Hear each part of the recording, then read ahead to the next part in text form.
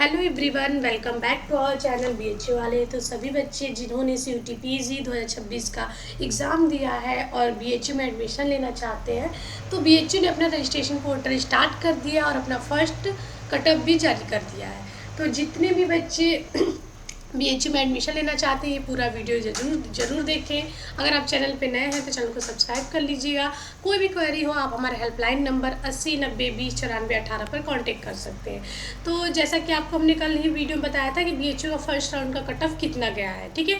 और अभी हम देखेंगे कि बीएचयू के ऑफिशियल साइट पे, और जिस साइट पे नीचे हम स्क्रॉल करके जाएंगे, आप देखेंगे अभी 12 तारीख को 12/6/2026 को एक एलोकेशन स्केड्यूल जारी हुआ है। जैसे आप क्लिक करेंगे इस पर, तो यहाँ पे एक पूरी जो इन्होंने लिस्ट दी है, स्केड्यूल दी है, वो पूरा उस बारे में बताया है कि कब तक आपको सीट अलॉट हो जाएगी, कब तक पेमेंट करना है और पेमेंट होने के बाद क्या क्या करना है, किन बातों का ध्यान रखना है, उसके लिए बहुत ज़्यादा ज़रूरी है। तो जो बच्चे जिनका एडमिशन बीएचयू में हो गया है, जिन्हें सीट अलॉट हो गई है, ये पूरा वीडियो ज़रूर देखेंगे, ठीक है। जिनको प्रॉब्लम हो रही है कि सीट अलॉट तो हो गई है लेकिन अब क्या करें, ठीक है। तो यहाँ पर आप देख सकते हैं BHU PG round 1 allocation and schedule, ठीक है। तो एलोकेशन ऑफ सीट कब हुई है? 12/6/2026 को 11 बजे हुई है, ठीक है, फ्राइडे को, ठीक है। और student page fee online through the admission link. कब तक आपको फ़ी पेमेंट करना है? तो बीएचयू ने आपको 12 तारीख को सीट अलॉट की है, 14 तारीख तक आपको 11:59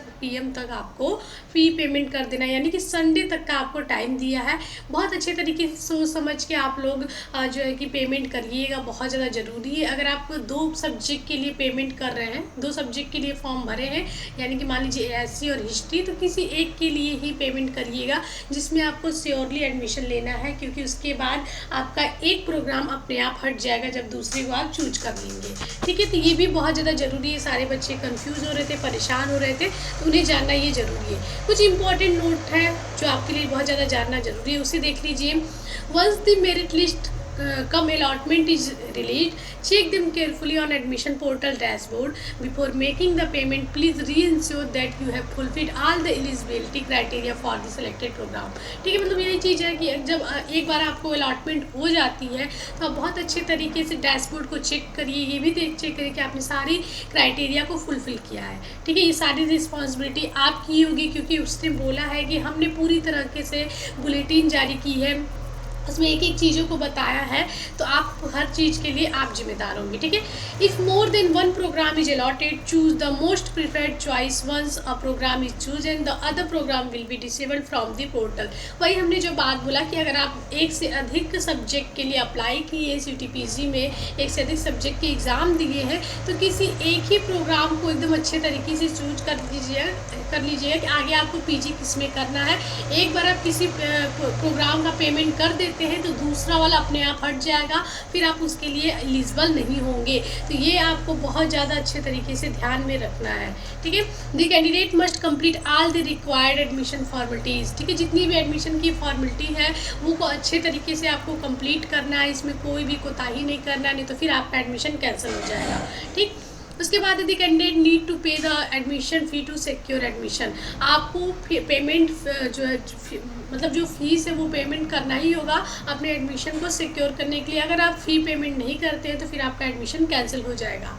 if a candidate fails to pay the admission fee within the specific time period, it will be considered as a cancellation of the allotted seat. This means the candidate will lose the allotted seat, will not be considered for any further allotment rounds।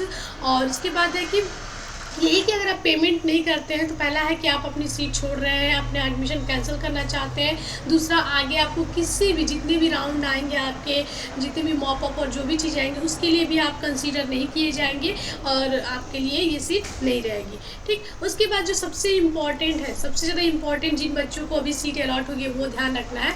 Candidate में choose either freeze और upgrade option.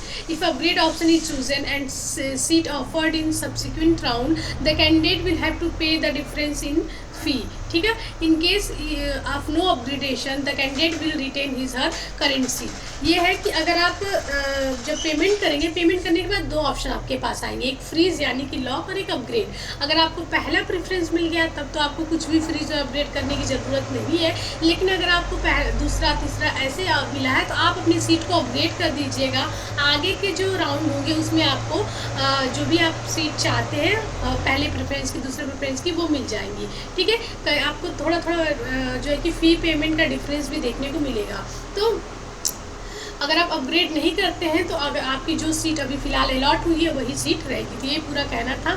To avoid any last minute stress make sure to pay the admission fee bill before the deadline and use PC और laptop for the fee payment.